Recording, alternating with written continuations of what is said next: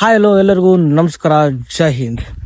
So last ವಿಡಿಯೋದಲ್ಲಿ ನಾವು ಹೇಳಿದ್ವಿ TRLಗೆ ಯಾರೆಲ್ಲ ಟ್ರೈ ಮಾಡ್ತಿದ್ರು, ಸೊ ಅವ್ರಿಗೆ ನಮ್ಮ ಕಡೆಯಿಂದ ಫ್ರೀ ಆಗಿ ವರ್ಕೌಟ್ ಪ್ಲಾನ್ನ ಹೇಳ್ತಾ ಇದೀವಿ ಅಂತ ಹೇಳಿದ್ವಿ.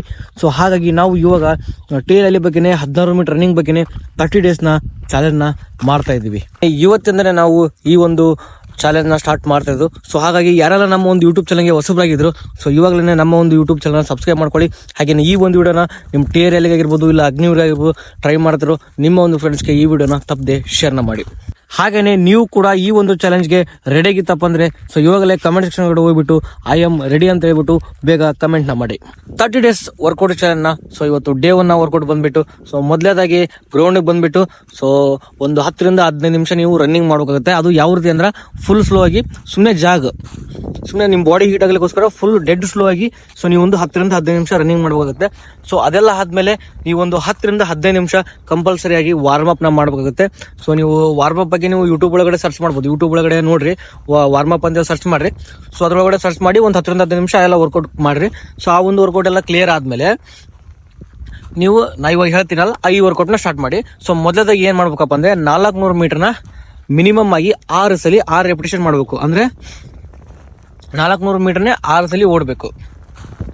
ನಿಮ್ಗೆ ಅದ್ರದ್ದು ಪೇಸ್ ಟೈಮಿಂಗ್ ಬಂದು ಮಿನಿಮಮ್ ಆಗಿ 400 ಮೀಟರ್ನ ಏನಿಲ್ಲಪ್ಪ ಅಂದ್ರೆ 1:15 ಅಂತ ಹಿಡಿದು 1:25 ಒಳಗಡೆನೆ ಕ್ಲಿಯರ್ ಮಾಡ್ಲಿಕ್ಕೆ ಟ್ರೈ ಮಾಡಬೇಕು. ಹಾಗೆ ನೀವು ಒಂದು ರೆಪಿಟೇಷನ್ ಆದ ತಕ್ಷಣ ನೀವು ನೆಕ್ಸ್ಟ್ ಏನ್ ಮಾಡ್ಬೇಕಪ್ಪ ಅಂದ್ರೆ 1.5 2 ನಿಮಿಷ ರೆಸ್ಟ್ ಕೊಡ್ಬೇಕಾಗುತ್ತೆ. ಅದಾದ್ಮೇಲೆ ಮತ್ತೆ ನೀವು ನೆಕ್ಸ್ಟ್ ರೆಪಿಟೇಷನ್ ಸ್ಟಾರ್ಟ್ ಮಾಡ್ಬೇಕಾಗುತ್ತೆ. ಸೊ ಇಷ್ಟೆಲ್ಲ ಮಾಡಿ ಇದೆಲ್ಲ ವರ್ಕೌಟ್ ಕ್ಲಿಯರ್ ಆದ್ಮೇಲೆ ನೀವೊಂದು 3 ರಿಂದ 4 ನಿಮಿಷ ಏನು ವರ್ಕೌಟ್ ಮಾಡ್ಬೋದು.